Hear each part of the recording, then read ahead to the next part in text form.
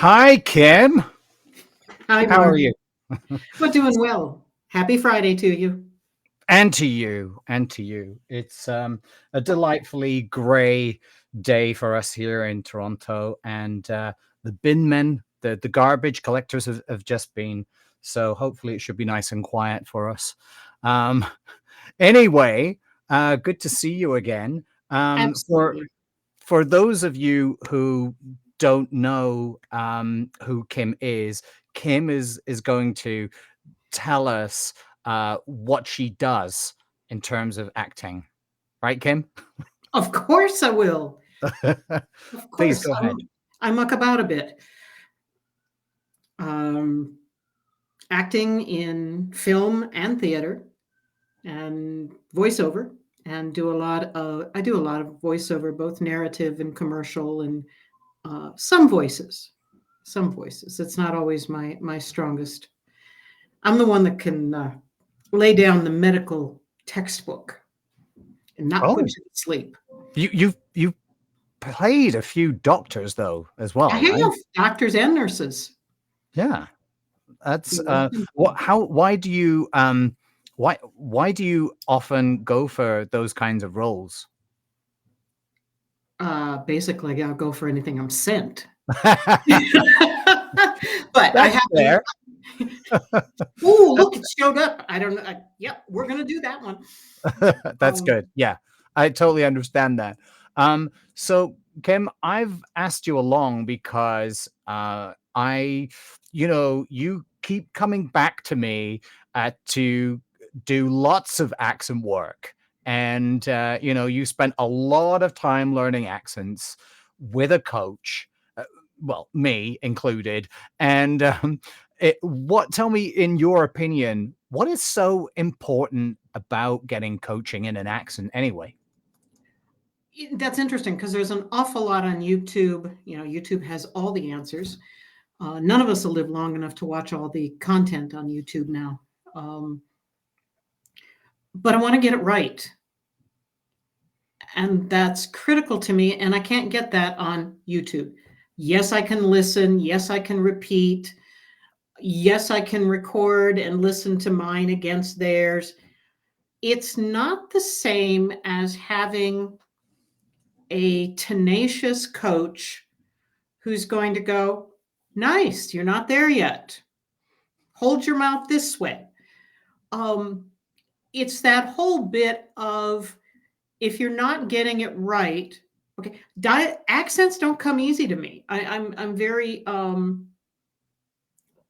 very focused on them, but I don't quite know what to do with this ear, mouth, brain connection, or as we've learned in many cases, disconnect to get it right. Um, and so having someone that you can say, great, I hear it, I see your mouth doing this. How do I do this with my mouth? And that's really invaluable to me. Okay, and it's really interesting you say that it doesn't come easy to you. Like you I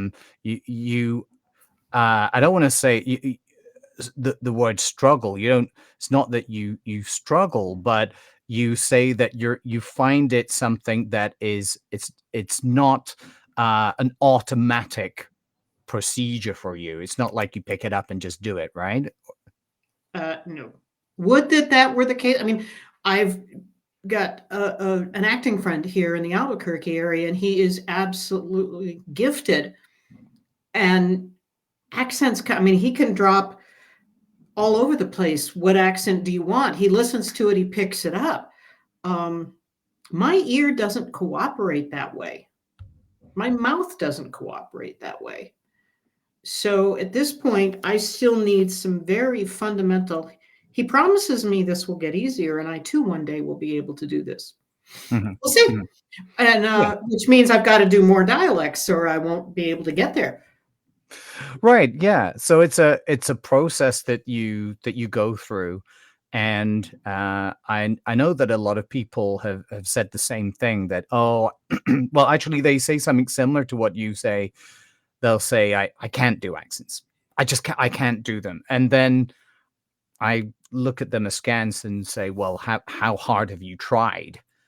And, you know, like, they'll then go on, maybe tell me, they might share with me that they've had a go at a couple, and then people have responded to them in a negative way, and they've stopped there. Like, and at that point, they figured, "Ah, I'm just not good at this. I'm not even gonna try." But it's, you know, if you take it through to certain stages, and there are certain ways of learning, like you say, you go through certain processes and you find ways of bridging those gaps that before you didn't know how to do, then you can soldier on with it and get there. And Mhm. you've done that more than once. So so I applaud you for that, and I thank you for it. For having that faith in yourself and in me. Well, So I'm never gonna say I can't do it. Never. right. Um, there's always a way to do it, and at the moment, at this point in time, this is what works for me. Mhm. You Mhm. know, see me in 6 months. It may be I expect it'll be something different. I'd hope I would have gotten a little more fluid in it, but, um, I also have I also have a drive that I want it right. I want it correct, and I Mhm. achieved that in the Central Scottish. Mhm. We know that, and so that was lovely. Mhm. Mhm. But And that's important to the character. right, important to the character, and that's a key central feature. I mean, that is such a truism that if it's important for the character because that's the way where the character is from, then that's obviously got to show through. Um, so I mean, aside from learning what you expected to learn, have you learned anything else from coaching sessions that you didn't know was going to come up? A couple things. Um, I need to keep a sense of humor, but it's okay to get frustrated. And it's like, learning to ride a bike, and then at some point you yank the training wheels off.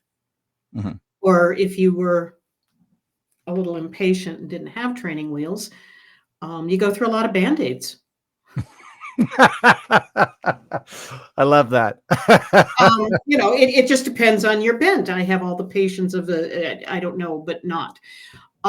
So learning, understanding the tenacity that I knew it was kind of tenacious, but really wanting to nail down and being able to text you and go, "Ah, I Mhm, can't get this right. I sound like I'm from some other else." And mhm, then sitting down with you and beating it out so that not only do I understand how I should sound, but mhm, understand what's going on that causes the drift. Because you're not gonna be there on performance night. I mean, I sent you tickets and everything, and you never showed up. I don't know why, you know. It's a long way. Yeah, alright. Very It's, busy.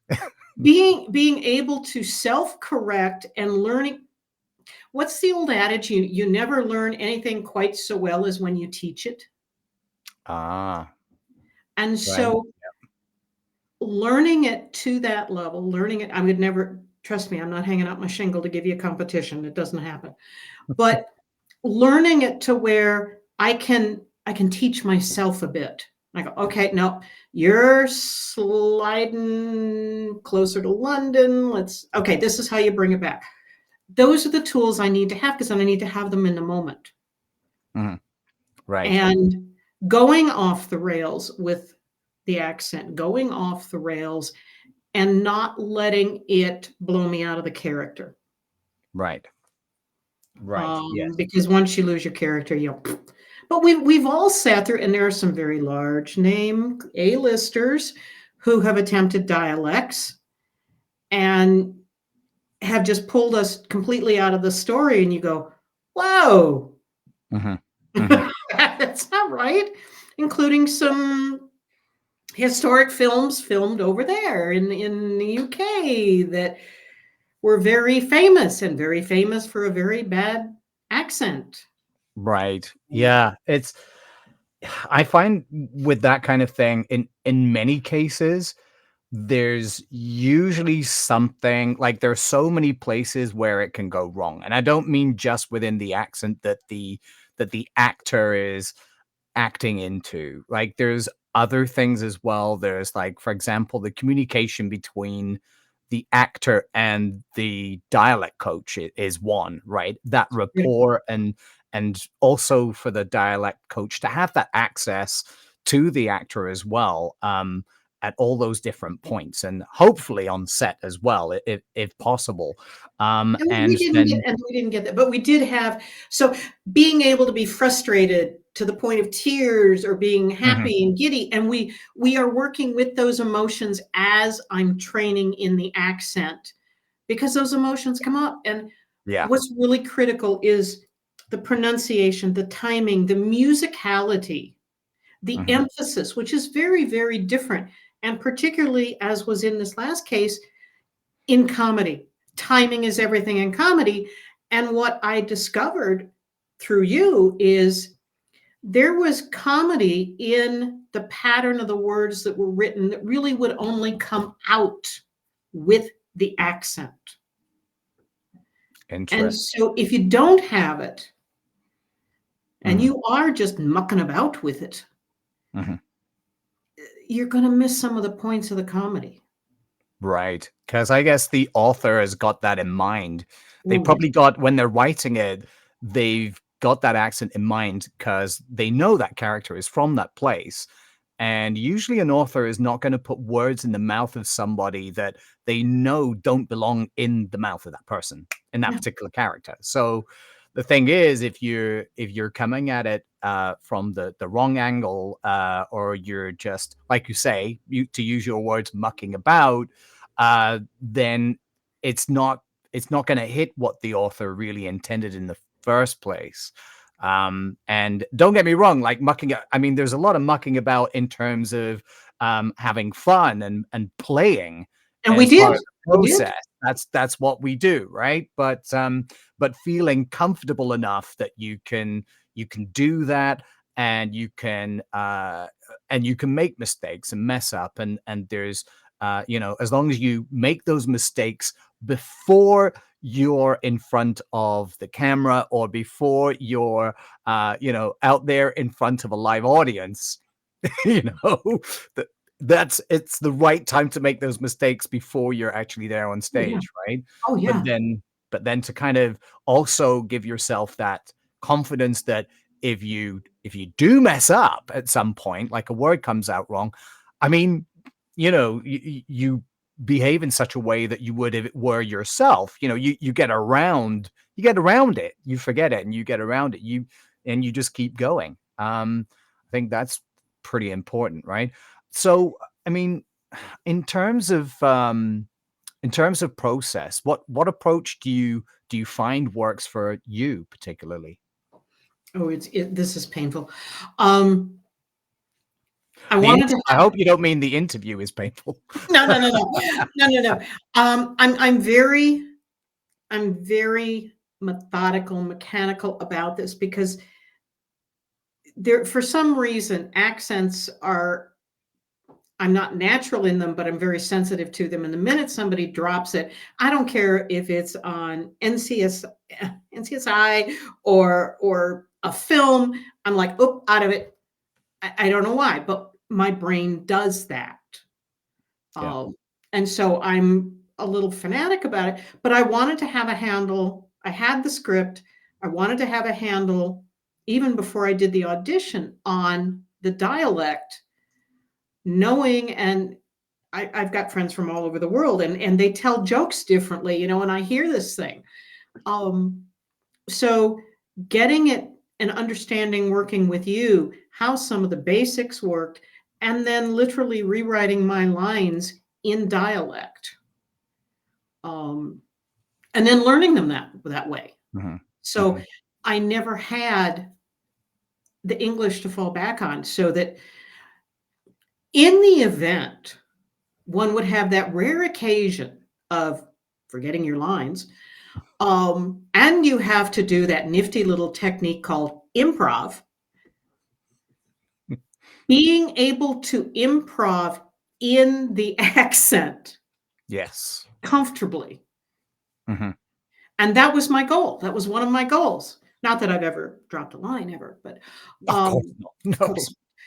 But I knew that I had to be able to arrive at that. Or if in group, in the ensemble, if we were blowing lines and looking at each other like, can you pick this up? Okay. Oh Mhm. crap, I left that key point out. Who picks it up? Being able to be there, being able to fill in, being able to not only be in the moment, but get through that moment. Yeah. Um, a dear friend of mine who does a lot of dialects is from Boston. And I remember her telling me that one of the critical pieces was she had to learn it so that her Boston accent stayed off stage. Oh, really? Because when she was, now she's well past that now, but and I hope to be there someday. But she said it used to be that if she dropped a line or jumped a line or came back, her Boston accent would just pop right in because she'd never worked on that aspect of it. So I was trying to learn from her. Because she says there's nothing so weird as to be doing Shakespeare and all of a sudden you're from Boston. There's nothing wrong with doing Shakespeare in a Boston accent. There's But when you're supposed to be doing it in a different accent and all of a sudden Boston appears, it's like, whoa. Yeah, that would be weird. Yeah, that would be pretty odd if for no apparent reason you switch accent to something else. That would be odd indeed. Yeah. Um, Interesting. Yeah. That's a really important point that you bring up, though, which is the ability to improvise in those, like, just the ability to improv rather than just, going through the lines, doing because I can't remember who said this. I don't know whether it was either Skinner or who it was, but somebody said acting is not about the words.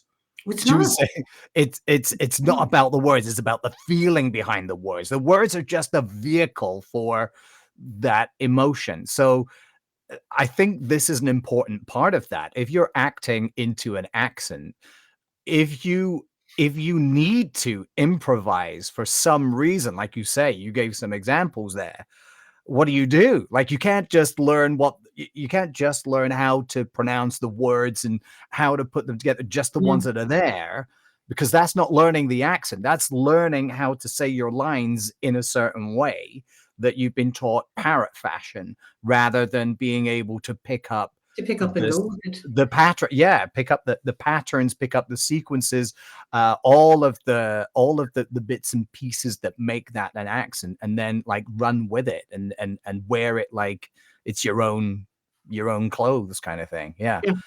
Um, so anyway, I was just wondering, what kind of reactions have you had from people to your accent work in roles? Because you called me up one time. You called me up really excited and said, Mark, I've got to tell you about this. So, That was the lovely one. Yeah, I know exactly. I've had a rainbow of reactions from, you're taking on Scottish? Do you know that's the hottest one going? And then why would you do that? I'm like, well, the character is Scottish. Mhm. Right. Yeah. Yeah. Um, Simple answer. it just seemed kind of like, ham, eggs, Scottish accent, kind of seemed to go Yeah. together. The one bright spot, and one of my acting coaches had come to see the play that night, and he was standing next to me, and uh, two couples came up, and they said, because we're all out this after the play, and all of the cast, we're all out there going, thank you for coming, please share, spread the word, all the good stuff you do. And really, because if you don't have an audience while you're on stage, so it's always lovely to talk to them. And these four came up kind of like a juggernaut. And I said, "Did you enjoy it?" And they said, "Well, we had one disappointment." It's like, "Oh, okay, bad seat, bad popcorn. Okay, what is it?" And he said, "We thought we were going to meet a real Scots, and you're a fraud." And they just all four of them just dropped into Edinburgh accent, and then they busted up. I mean, I must have just absolutely gone white. And my coach is laughing. They start laughing because he could see through them, and I couldn't. I was still, focused on, oh my God, they didn't like the play. Yes. Yeah. And Yeah. and they said each of the couples, one of them has a parent who lives born and raised in Edinburgh. And they said, well done on the accent. I was like, oh my God, Could relax again. Yeah. I have to pee now. Um, but it was and I chatted with them. They were just delightful, but it was just they were yanking the chain. But it was But lovely, and I did put um, and people have commented that you didn't lose it, and there was one of those nights where things were going sideways, but having the confidence and having the interactions with you, and as we were building my skills, having you throw stuff at me. All right, say it angry, say it happy. Um, Say this instead, and you pop some piece of writing on the mhm. screen, and you said, read this, and getting the confidence in to where I don't know. I saw someplace, maybe it was with you, where they were talking about when you're learning an accent, it takes up like 80% of your brain function. And Wow. I don't then think it was me because I've not heard that. it was something like, and I'm going to bollocks up the percentages, but it takes up 80% of your brain function. Okay. Then you have the lines that you have learned, not memorized, but learned. Mhm. That takes up 40 to 60% of your brain. Do you see the conflict here starting? Um, If there's no overlap, then we've got brain growth happening. and then you have that little thing called blocking. Right. Of course. And Yeah. that takes up 30 to 40% of your brain. Yeah. This foot goes there. That foot goes there. Stop, On this start. cue, you drop this wine glass or throw this wine glass or whatever it is. Yeah. And so you've got serious overload. And one of a couple of the tricks they talk about is number one, learn your lines. Learn your lines like they're your own. Yeah. On the accent, live it, love it, learn it. Um, Make it part of you. And then you find, and they always say you find miraculous things happen once you know the lines well enough that you don't have to really think about them. And it's Right. true. And then, but you've got so many things that are so dependent upon how that character speaks, where they're coming from, how did they get angry? And a lot of that is culturally based. Of course. Yes. Yeah. Also, I remember y- the time when you seemed to be quite surprised by how when we came to intonation, we were talking about intonation patterns and how in Scottish, even the guys that when they're speaking and when they get quite excited about something, they can go really high. And so we're talking about that and how that gives you like way more like up top to play with in terms of getting angry, getting happy, excited, Yes, whatever, because the accent intonation range for some accents is way higher than what you would normally hear in others. right. And that to me gives you the insight to how you build your character and Mhm. what are their trigger points and when do they kick into that? Oh my God, you've got Right. that. That's lovely. Yes. Um, and where you can take that character and then that changes your entire dynamic as to how you flow through the scene, Mhm. and how high can you take it, how low can you take it, how Yeah. stoic can you maintain it. Right. um, and particularly when you're playing comedy, timing is Mhm. everything, and so having that musicality, having that intonation, Yeah. um, and That's yeah. have a ball with it.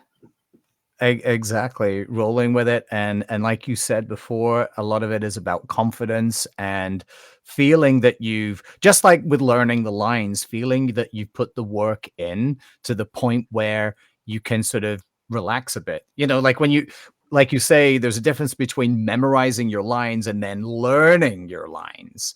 It's like a difference between memorizing an accent and then learning the accent for Yeah. that.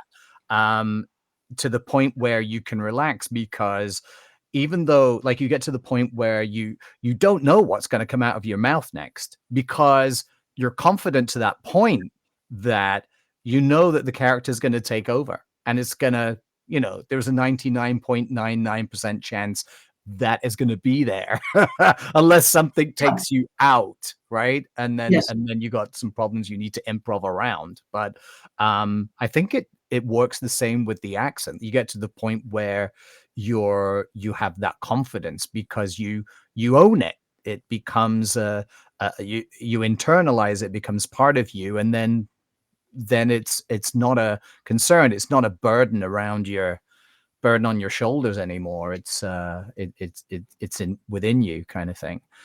No, Uh, there was a lot of freedom not only in learning the lines, but a lot of freedom knowing, and the words are escaping, but knowing the pattern, the vocal pattern behavior that I had to choose from. mhm. Because one thing you can never ever do is count on your scene partner for what they're going to say and how they're saying it. Yeah, And you cannot memorize it rote, that's it exactly. because Yeah, they may say, "Oh, look, there's an old VW." And that engenders one response. Or they go, "Oh, look, it's an old VW." That engenders a completely different response. And you can't respond to type B with type A response and be credible. It exactly. doesn't work. That is yeah, I'm so glad you brought that up. That's really important because then if you don't have, actual control, if you don't have control of that accent vehicle, like you know, it Yeah. the problem is like if it's like a streetcar and it's like it only goes along those rails, then it's going to be like, okay, that accent streetcar is going off that way while the other actor is going down this alley here, you know. But if you've got control, actual full control of this vehicle, you're gonna follow them down that alley, Yeah. right? You're gonna Oh, we can go and you're this way. like you say, yeah, yeah. Oh, they're going that way. Okay, this is how my character responds to that now. It's not like, and this is why I find it so worrying when an actor will say, "Oh, well, can you just record my lines in the, you know, just record them in the accent?" And it's like, well, I can do that, but you know, they're going to be different depending on how you're going to be What comes at saying them. You know, yeah, exactly. So it's a little bit concerning, you know. you. And the other thing, going back to why use a coach, is all right. So we've laid this foundation. You've got the character. The character is from X location. That location and culture and time period. Time period is different. We can say things now at levels that we couldn't politely say them at 100 years ago. So you've got to know the timing, the time Mhm, period. But then there's this other unique filter. You've got all that. There's your foundation. But the other filter is you, the actor. mhm. How do you get angry? How do you get angry? How do you get happy? and what can you do within the environment that you've created in the time period with that language of the lines? Mhm. How do you, the actor, then come forth? Mm. Yeah. And you can't get that from a YouTube. Right. You Well, can get and that that. was one of the things Yeah. I think we spent at least 2 sessions exploring the different emotionality based on how I am Mhm. and how I'm bringing that character forward about, um and one of the lines we had, and I don't remember quite which one it was, but it was very short, but it was critical, as short lines tend to be. Um, Timing, intonation was everything. And we went through on one session, 2,043 ways to say this line depending on how you were at the moment and what was coming in, so that I understood no matter what my scene mates were doing, Mhm. I could put this critical bit out there, and I could do it credibly. Mhm. Yeah. Yeah, And yeah, so, exactly. because of the way I am, and when I get angry, I'm not someone who screams and yells and throws things. Um, I will bring the stiletto and quietly cut your throat. It's okay. Um, But how do you play that? And is that appropriate for the culture and the time that this person came up in? And Right, so there's yeah. there's to me, there's all those factors, and it all goes to being making a credible character. Yes, exactly. Making it three-dimensional. Yeah. It's absolutely vital to having something that's three-dimensional, something that has depth, something that is people are going to say, "Oh, this is real person." I can suspend my disbelief now because I'm happy that this is a person in this universe rather than this is an actor on the stage doing an accent because they're supposed to read these lines, which is a very different way of looking at something you've just paid for seeing. And Um, the other aspect is I was portraying a real person, a real right. historical character who lived and breathed and walked the Mhm, sidewalks and kicked the can and everything else. And she was quite the individual. mhm, And yeah. so understanding that and factoring it another filter over how do you create this character 120 years later? Just in case anybody's wondering who the character is that we're talking about, which I haven't mentioned at all in this, is it was for Silent Sky, the theater, the play Silent Sky, Yes. and the character you played. What was her name again? Williamina Fleming, Williamina Fleming, and she came from, was it Aberdeen or somewhere in Scotland, right? just above Edinburgh. Edinburgh, It's yeah. just above So Edinburgh, just north. right, just north of Edinburgh on the east coast of Scotland, and it's set in the late 19th century, so Yeah. late 1800s, yeah. And she was a very important person in astronomy, right? Yes. Yes. She actually, most people, if they know anything about stars, know about the Horsehead Nebula, that big cloud of stars shaped Mhm, like a horse's head out in the universe. She mhm. discovered it. Right. And Wow. she worked with some amazing women. It was a group of women, that worked handling the data that came in from Harvard's astronomy, uh, men. But they were not allowed to use the telescope, so they were only Oh, dealing with the photographs and the data. But these women went on to find amazing, in fact, one of them, Henrietta Leavitt, who the play is about, was the one who actually broke the code on distance in space.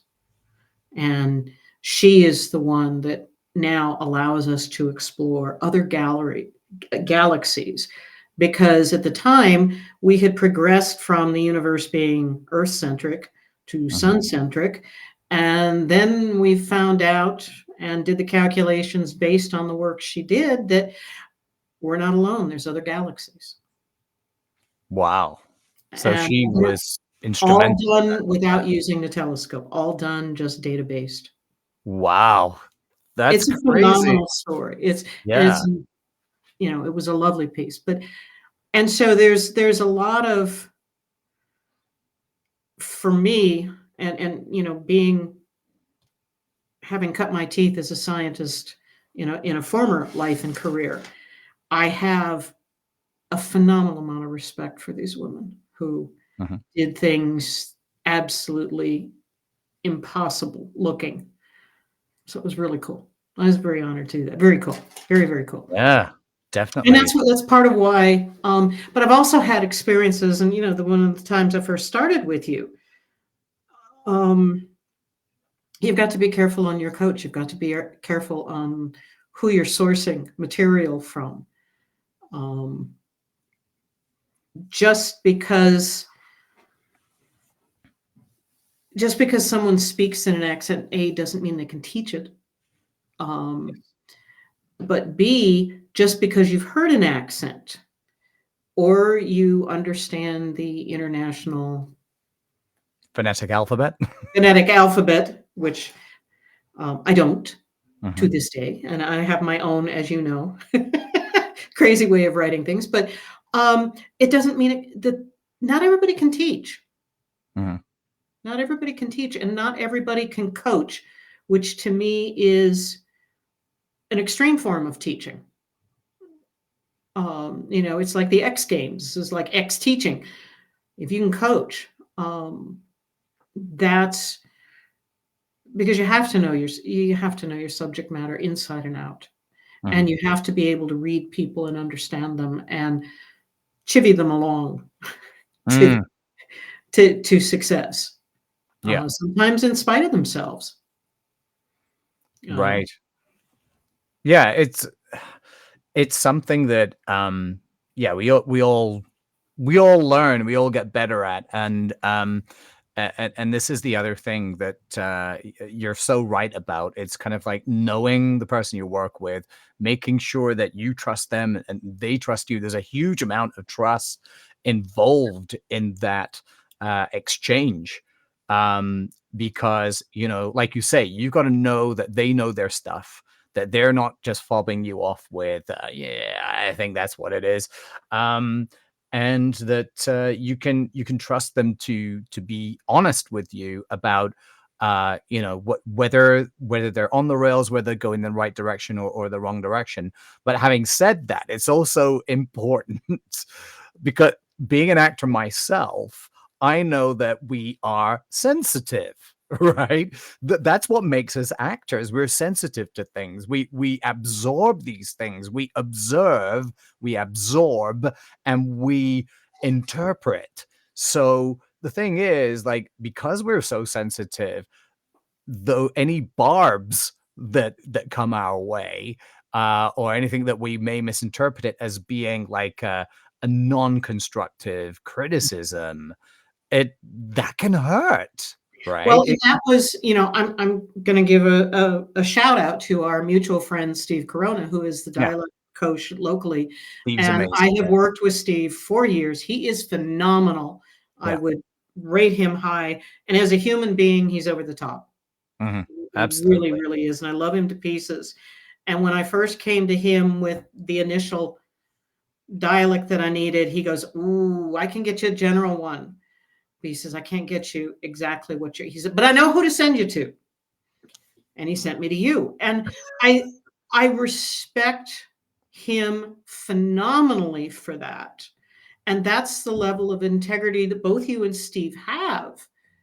And that went a long way for me evaluating you as, can I work with this person? Mhm, Because mhm, it is a marriage of sorts. mhm, It's brief, it's a little longer than a one night stand, but it's there and it's intense. And I appreciate the fact that Steve's an actor, you're an actor, and you get that sensitivity. You get mhm, that, but you also get we've got to get on with it. Right. Let's crack on. Um, Mhm. and what do you do? You had me, I had asked you for references. Is there something I can listen to? Is there a series or a movie? Mary Mhm. Poppins was off the table.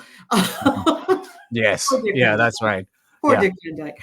Um, but is there something, because there are a lot of series that have Scottish speaking or supposedly Scottish speaking people in it. Yeah. And you directed me to one that's very, very specific in that it's being filmed and written in Edinburgh.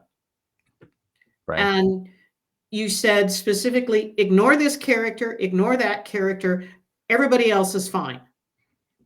Right. And they were people, because one of the other things that I found, and I brought up the name of a couple of shows, and I don't remember what they were, and you said, lovely, good shows, well written.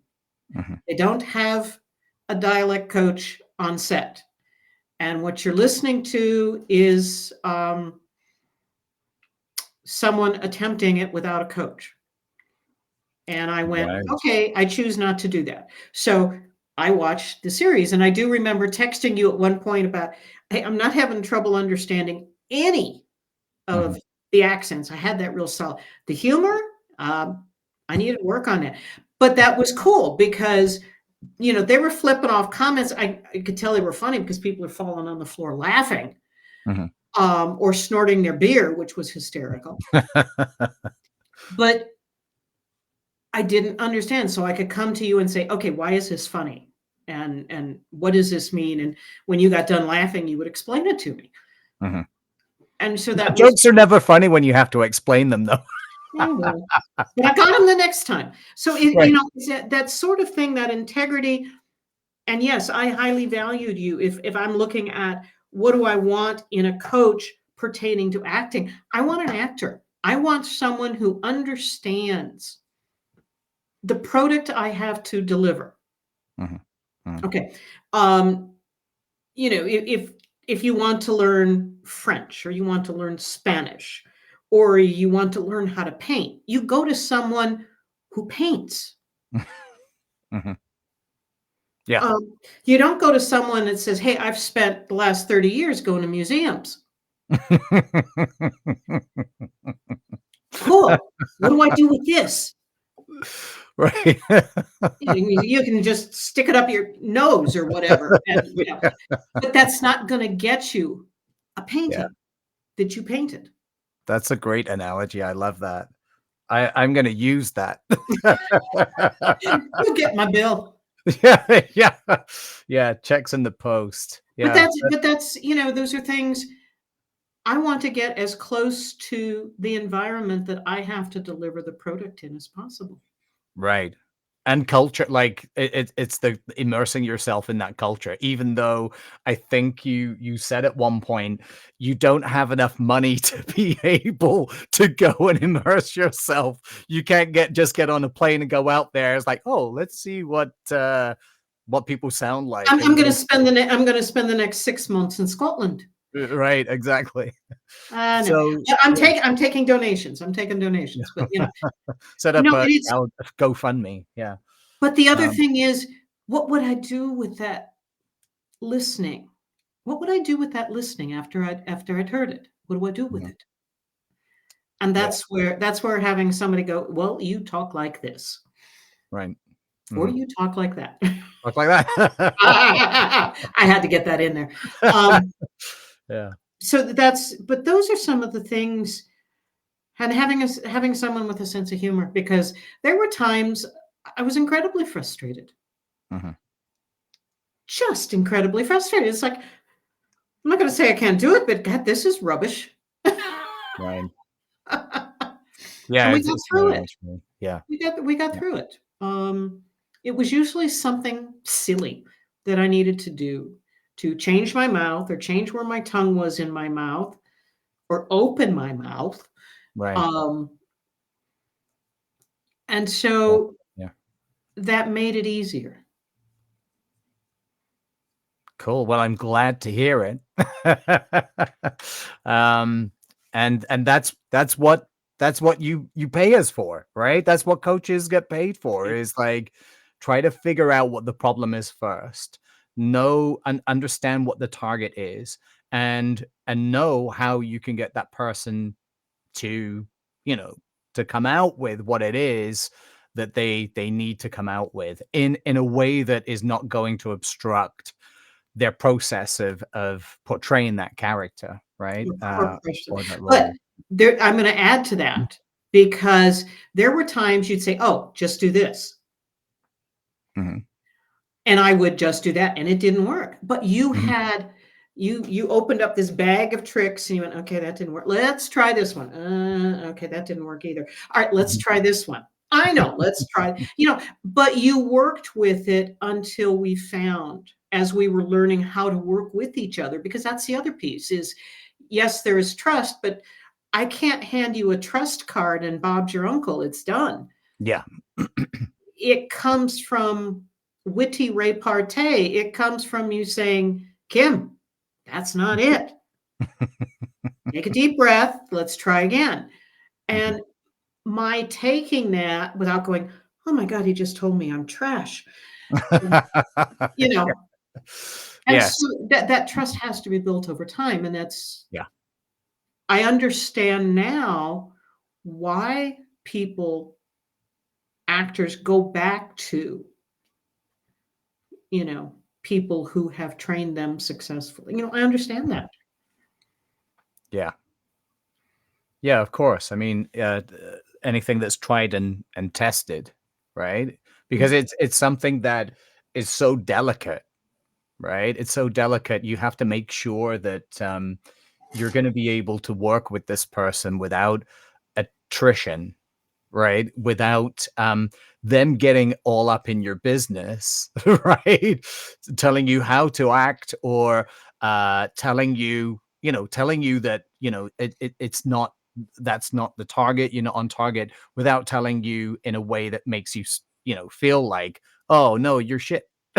you know, no, Well, and you were very careful to paint a very huge, broad line between, "I will work you with the accent. I will work you and help you master the accent. I will not tell you how to portray this character." right. And you draw a big fat line and Hmm. stay well away from it, for which I appreciated. Hmm. Um, and then I could bring back, but the other thing I appreciated about that, Mark, is particularly, after a rehearsal or I'd done something or something had happened, I could bring an approach back to you and you'd say, that's lovely. Hmm. Or you'd say, you could do that. Hmm. Yeah. Here's some alternatives. Yeah. And, Yes, but it helps dial in the character, and it's all about the character. It's exactly. all about the character. It's not me, it's the character.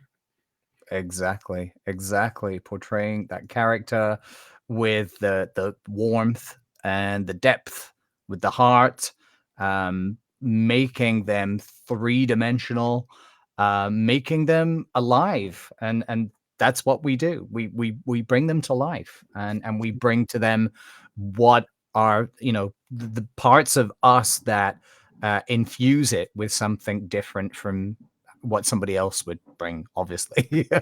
But Kim, it's been, as per usual, an absolute pleasure talking to you today. Thank you so much for coming on and doing that in front of, I don't know, maybe two, three people. Hopefully more later.